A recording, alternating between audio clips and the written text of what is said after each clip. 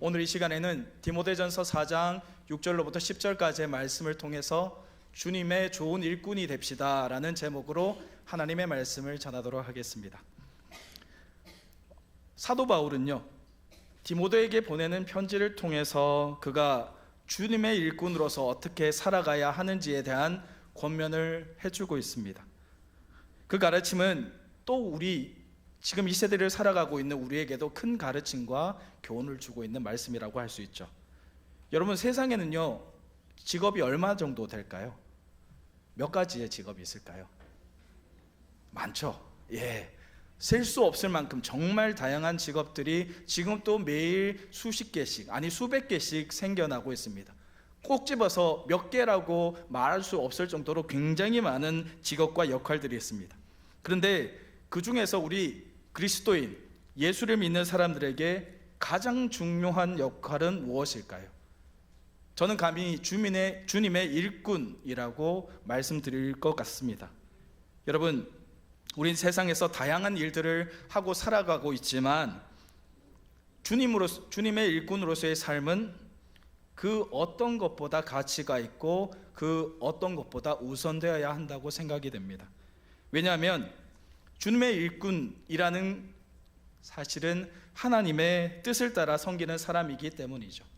하나님의 뜻 따라 살아가는 것, 그것이 세상 어떤 것보다 가치 있고 중요한 일이라고 말씀드릴 수 있습니다. 여러분, 오늘 세상은 점점 더 복잡해지고 빠르게 변화하고 있습니다.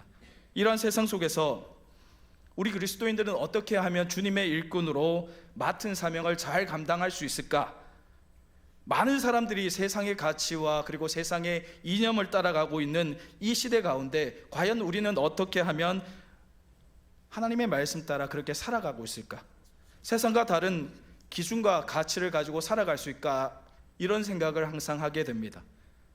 사도 바울이 오늘 디모데에게 준 가르침, 그 가르침이 바로 오늘날 우리에게도 동일하게 적용됨을 알 수가 있습니다. 주님의 일꾼으로서 우리는 세상의 빛이 되고 또 소금이 되어야 하겠죠. 그리고 하나님의 사랑과 진리를 전하는 사명을 잘 감당해야 됩니다. 여러분, 주님의 일꾼은요, 단순히 교회 안에서만 아니라 우리의 일상 가운데 우리가 살아가는 모든 순간순간마다 그 사명을 잘 감당해 나가야 하는 것이죠. 특히 주님의 일꾼은요, 영적으로도 깨어 있어야 하는 겁니다. 세상의 유혹과 어려움 속에서도 흔들리지 않고 큰 건물을 떠받치는 든든한 기둥처럼 묵묵하게 오직 주님의 뜻을 따라서 살아가야 하는 것이죠. 이를 위해서 우리는 매일매일 하나님의 말씀을 읽고 묵상하고 기도하며 그리고 성령님의 인도하심을 따라 살아가야 할 줄로 믿습니다. 여러분, 오늘 말씀을 통해서 우리는 주님의 일꾼으로서 갖추어야 할 자세와 태도 함께 고민하고 각자의 삶에서, 우리의 삶에서 어떻게 하면 그 말씀을 가지고 실천할 수 있는지 한번 생각해 보고자 합니다. 여러분, 주님의 일꾼으로 살아가는 것은요, 사실은 분명히 쉬운 일은 절대로 아닙니다. 주님의 일꾼, 말은 너무나 쉽죠. 하지만 그것을 나에게 적용하기에 앞서서 우리는 정말로 심각하게 고민해 봐야 됩니다. 나는 과연 주님의 일꾼으로 살아갈 수 있을까? 살아가셔야 됩니다. 그런데요, 나 살아갈 수 없어. 아니요, 살아가셔야 합니다. 결코 쉬운 일은 아니지만 우리는 주님의 은혜와 사랑 안에서 끝까지 그 길을 걸어갈 수 있습니다. 사랑하는 성도 여러분, 우리 모두 주님의 좋은 일꾼이 되어서 하나님의 영광을 드러내는 삶을 살아갈 수 있길 주님의 이름으로 축복합니다. 오늘 말씀 디모데전서 4장 6절 말씀에서는 믿음으로 살아가고자 하는 모든 성도들에게 그리스도 예수의 좋은 일꾼이 되기를 권면하고 있습니다. 여기에서 말하는 좋은 일꾼이라는 것은 우리가 흔히들 성경에서 예수의 선한 목자, 선한 일꾼이라고 부릅니다. 주님의 선한 일꾼은, 즉 좋은 일꾼은 한마디로 정의하면 이렇습니다. 예수 그리스도의 가르침과 하나님의 뜻을 따라서 신실하게 살아가며 주님을 섬기고 사람을 도우는 역할을 하는 사람을 뜻합니다. 다시 한번 말씀드릴까요? 예수 그리스도의 가르침과 하나님의 뜻을 따라서 신실하게 살아가며 주님을 섬기며 사람들을 도우는 사람. 분명하죠. 누가 그 역할을 해야 될까요? 집사님? 권사님? 장로님이 그 역할을 해야 될까요? 아니면 제가 해야 될까요? 제가요? 우리 모두가요. 예, 맞습니다. 바로 우리 모두가 그 역할을 온전히 감당해야 하겠죠. 그렇다면 이런 좋은 일꾼은 어떠한 사람이 주님의 좋은 일꾼이 되고 있을까? 세상적 기준으로 봤을 때 좋은 일꾼은요, 맡은 일을 잘 수행하는 사람을 좋은 일꾼이라고 부릅니다. 일 잘하는 사람을 좋은 일꾼이라고 부르죠. 하지만요, 성경에서는 단순히 일을 잘하는 사람을 좋은 일꾼이라고 부르지 않습니다. 성경은 일을 우선하지 않고 하나님과 사람들 앞에서 헌신하는 사람을 좋은 일꾼이라고 부릅니다. 성경에서 말하는 좋은 일꾼의 특징이 몇 가지가 있습니다. 제가 말씀을 준비하면서 꼼꼼히 찾아봤는데요, 첫 번째가 신실함입니다. 두 번째가 헌신, 세 번째가 겸손함, 네 번째가 사랑, 다섯 번째가 인내를 가진 사람이라고 이렇게 정의하고 있는데요, 즉 이 말씀은 성령의 열매를 맺어가고 있는 사람이라고 이야기할 수 있을 것 같습니다. 성경에서는 주님의 좋은 일꾼은 짠 하고 생겨나는 일꾼이라고 이야기하지 않습니다. 갑자기 어느 순간 회심해서 갑자기 좋은 일꾼이 만들어지지 않는다라는 것이죠. 성경에서는 주님의 좋은 일꾼은 길러진다라고 이렇게 말씀하고 있습니다. 그렇다면요, 여러분 의미 들지 않을까요? 주님의 좋은 일꾼은 어떻게 해야 길러질까? 어떻게 해야 만들어질까? 오늘 우리가 주시는 말씀을 통해서 모두 세 가지를 말씀드리겠습니다. 이를 통해서 저와 여러분들이 좋은 일꾼으로 길러질 수 있기를 소망합니다. 첫 번째, 좋은 일꾼은요, 좋은 교훈으로 양육받아야 됩니다. 6절 말씀인데요, 오늘 우리가 함께 읽은 6절 말씀 함께 보도록 하겠습니다.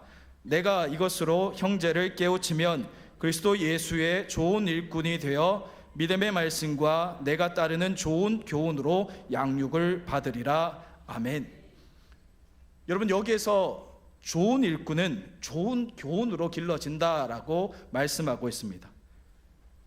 여기서 말하는 좋은 교훈은 무엇을 뜻할까요? 그것은 바로 하나님의 말씀입니다. 우리가 읽은 성경 디모데전서의 주인공 디모데는요, 어려서부터 성경 말씀을 배워왔습니다. 그 성경을 통해서 믿음도 키워왔습니다. 하나님의 말씀인 성경 말씀이 그의 영의 양식이 되어서 그의 믿음이 쑥쑥 자라나게 되었던 것이죠. 디모데의 이런 영적인 성장은 다른 세상적인 교육이나 특별한 경험으로 이루어진 것이 아니었습니다. 하나님의 말씀이 그의 영을 키우는 양식이 되어서 그를 쓰임받는 주님의 종으로 만들 수 있게 된 것이죠. 여러분, 믿음의 성도들은 이처럼 다른 어떤 것보다 먼저 하나님의 말씀으로 양육되어져야 합니다. 다른 것으로 채워지는 것이 아니에요. 만약에 성도가 말씀으로 채워지지 않는다, 그 안에 말씀이 없다라면요, 어떻게 될까요? 만약에요, 여러분, 사람의 뼈가 약하면 어떻게 되죠? 뼈가 약하면 어떻게 되죠?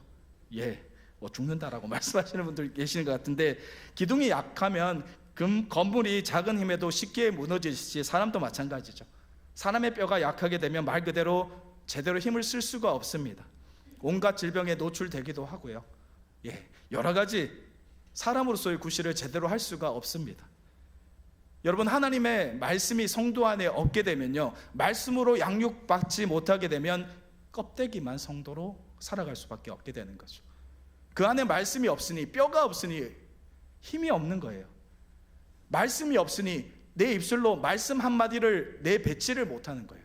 말씀이 없으니 내 삶에 말씀이 적용되지 못하는 거죠. 믿음이 자라지 못하고 영적인 성숙이 이루어지지 못합니다. 말씀을 들었는데도 불구하고 그 말씀이 내 안에 담겨져 있지 않게 되는 겁니다.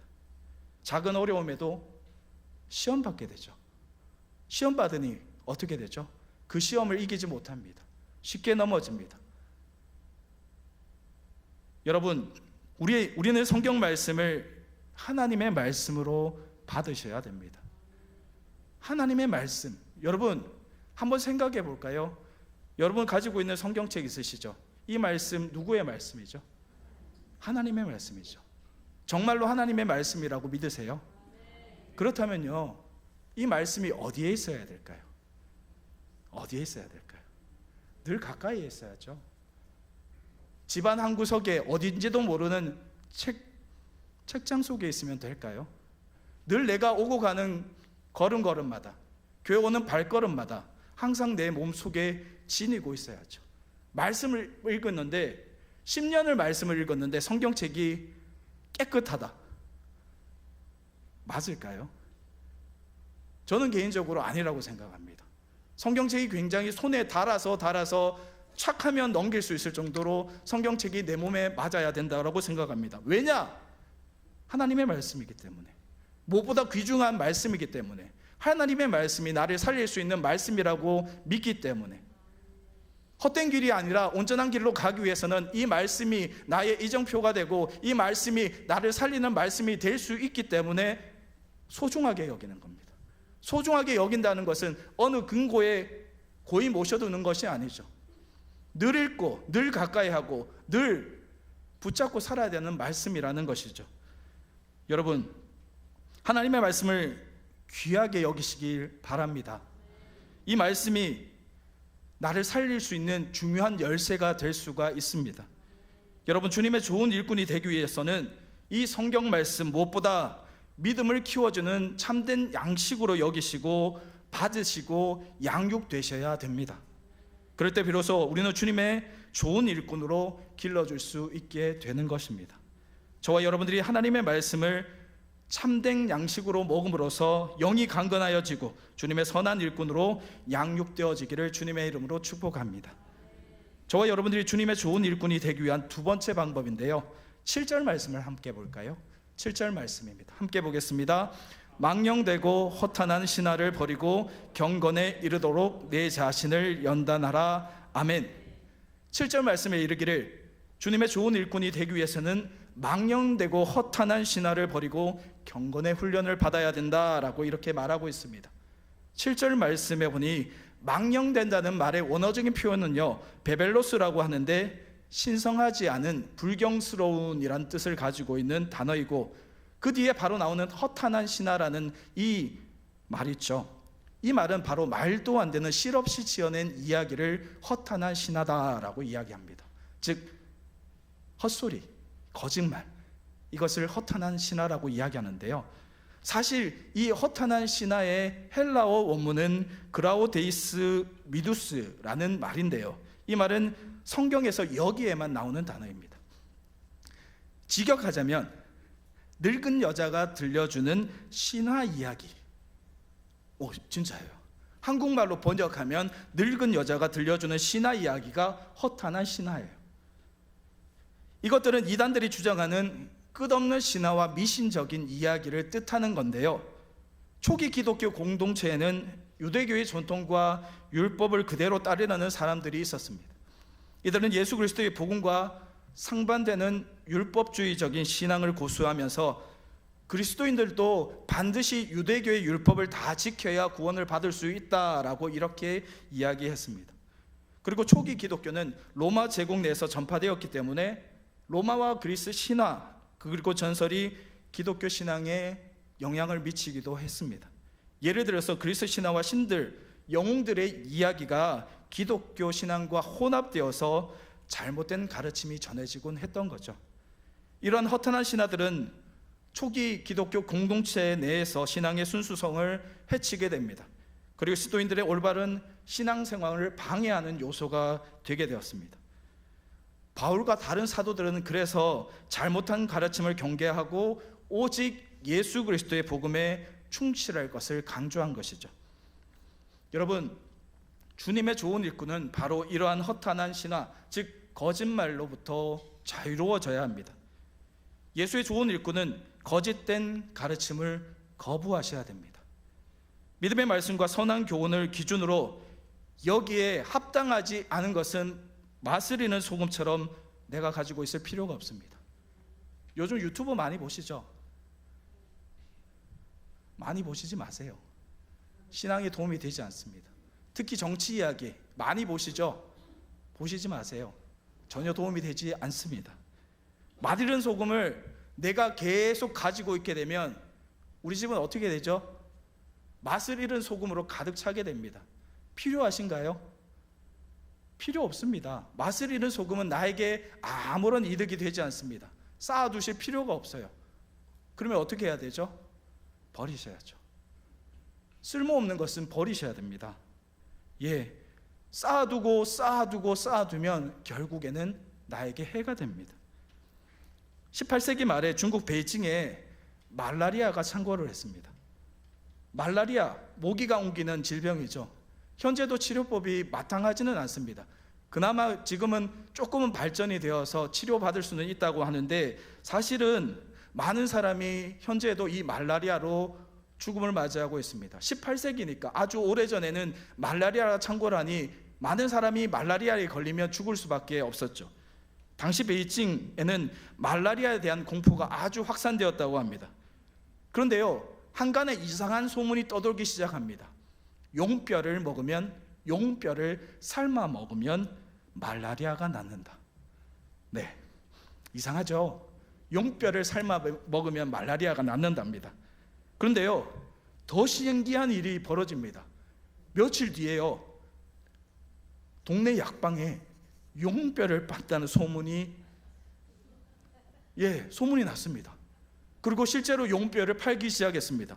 사람들은 말라리아에 대한 두려움을 이겨내기 위해서 앞다투어 용뼈를 사다 먹기 시작했습니다. 수요가 많아지죠. 그랬더니 이제는 어떻게 되었을까요? 약방뿐만 아니라 일반 상점에서도 용뼈를 팔기 시작했습니다. 여러분도 다 아시죠? 용뼈가 있을까요? 없을까요? 없죠. 상상 속의 동물인데 용뼈가 있을 리 만무하죠. 그런데요, 처음에는 약방에서 자라의 뼈나 아니면 다른 뼈를 조금 비싼 동물의 뼈를, 희귀한 동물의 뼈를 용뼈라고 속여 팔다가 나중에는요, 자라나 그 비싼 동물보다 싼 동물의 뼈를 용뼈로 팔았고, 나중에는요, 정말 잡뼈들을 용뼈라고 팔았다고 합니다. 그런데 참 황당한 것은 누구나 다 알 수 있습니다. 용뼈가 가짜라는 사실을. 그런데 사는 사람들도 이것에 대해서 의문을 제기하는 사람이 없었다고 합니다. 말라리아에 대한 두려움 때문에 모든 사람이 용이 존재하지 않는다는 사실을 알았음에도 불구하고 잊지도 않은 용뼈에 돈을 들여 사 먹고, 존재하지 않는 것을 위해서 혹은 금세 사라질 것을 위해서 돈을 쓰고 시간을 낭비하고 치료되기를 바란 것이었죠. 여러분, 인간의 이기적인 욕망이 허탄한 신앙을 쫓게 만들게 합니다. 주님의 좋은 일꾼은요, 세상의 그런 허탄한 신앙에 눈을 돌리지 않습니다. 세상에 속한 사람이 아니라 주님께 속한 사람은 주님을 따릅니다. 허탄한 신앙, 거짓된 것에 귀를 기울이지 마시고 영원한 것을 위해 하나님의 말씀을 잘 들으시고 행하셔서 바른 길로 걸어가시는 믿음의 성도들 다 될 수 있기를 주님의 이름으로 축복합니다. 여러분, 우리의 미래는 돈에 있지 않습니다. 우리의 미래는요, 권력에 있지 않습니다. 우리의 미래는요, 내 이름을 내는 것이 아닙니다. 그러므로 우리는 하나님이 분명하게 책임져 주시는 그런 믿음을 가지고 허탄한 신앙을 떠나서 주님이 주신 삶을 살아갈 수 있기를 축복합니다. 그리고 주님의 일꾼이 되기 위해서는 우리는 경건에 이르기 위해 연습해야 됩니다. 일반 아마추어 운동선수들이 가장 받고 싶은 게 뭔지 아십니까? 금메달이죠. 올림픽 금메달. 최종 목표는 아마 대부분 올림픽 금메달일 겁니다. 이 올림픽 금메달 따는 것 쉬울까요? 어려울까요? 어렵죠. 전 세계에서 단 한 사람만, 그 종목에 단 한 사람, 1등인 사람만이 그 금메달을 목에 걸 수 있기 때문에 수없이 많은 노력을 하고 수없이 많은 훈련을 합니다. 그런데요, 가만히 생각해 보면 그것을 도전하는 사람들 또한 그 나라에서, 그 지역에서 1등인 사람이 대부분일 겁니다. 아마 수년 동안 노력했을 겁니다. 수년 동안 훈련했을 겁니다. 그런데도 더 훈련하고 더 노력합니다. 왜요? 왜 노력할까요? 금메달 따기 위해서. 오직 한 사람만이 금메달을 획득할 수 있기 때문에 더욱더 노력하고 더욱더 훈련하는 거죠. 좋은 운동선수가 되려면 많은 훈련이 필요하듯이 지금 하고 있는 일 그거보다 더 잘하기 위해서는 당연히 훈련도 필요하고 노력도 필요할 것입니다. 주님의 좋은 일꾼이 되는데 그냥 가만히 있는다고 될까요? 주님의 일꾼을 되기 위해서도 이러한 훈련과 노력이 필요합니다. 일꾼으로서의 능력을 길러가야 합니다. 하루아침에 나는 오늘부터 주님의 좋은 일꾼이 되겠습니다 라고 결단한다고 해서 주님의 좋은 일꾼이 될 수 있을까요? 아니겠죠. 내가 결단한다고 해서 바로 쓰임받을 수 없다라는 말입니다. 주님의 쓰임을 받기 위해서는 그에 맞는 일꾼이 되어야 하며 무엇보다 신앙의 훈련, 영적인 훈련이 필요합니다. 새벽에 나와서 기도하는 일, 찬송하는 것도, 성경을 읽고 묵상하는 일도 모두 경건의 훈련입니다. 갑자기요, 여기 계신 누구라도 마찬가지입니다. 갑자기 지금 여기 나와서 10분간 설교 말씀 해 주실 수 있습니까? 라고 말씀하실 때 갑자기 될까요? 쉽지 않겠죠. 갑자기 기도를 시킨다고 될까요? 갑자기 여기서 독창 한번 해주세요 라고 말씀한다고 갑자기 될까요? 그런데요, 늘 훈련하고 늘 말씀 읽고 늘 기도하고 늘 찬양하는 사람이라면 가능하겠죠. 주님의 일꾼이 되겠다는 것은 갑자기 되는 일이 아닙니다. 올림픽에서 금메달 따는 선수가 10년이 지났는데도 훈련을 한 번도 안 하고 올림픽에 갑자기 나갔다고 1등이 될 수 있을까요? 없겠죠. 경건도 마찬가지입니다. 하루아침에 갑자기 이루어지는 것이 아닙니다.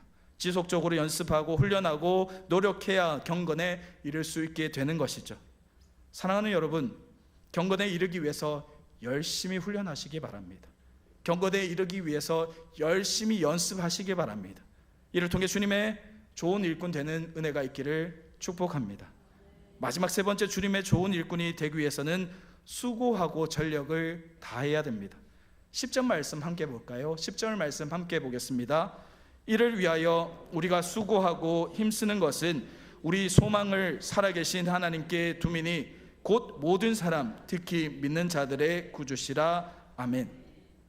바울은 본문 10절 말씀에서 자신이 복음을 위해서 힘을 다하도록 일하고 그 많은 어려움과 박해를 견디면서 최선을 다한 것을 염두에 두고 수고하였다라고 이렇게 말하고 있습니다. 이 수고하였다라는 말은 코피아노라는 말인데요, 피곤하다, 최선을 다하다는 말인데 또한 은유적인 표현이 있습니다. 녹초가 되다라는 표현이 이 말에 있는 내용입니다.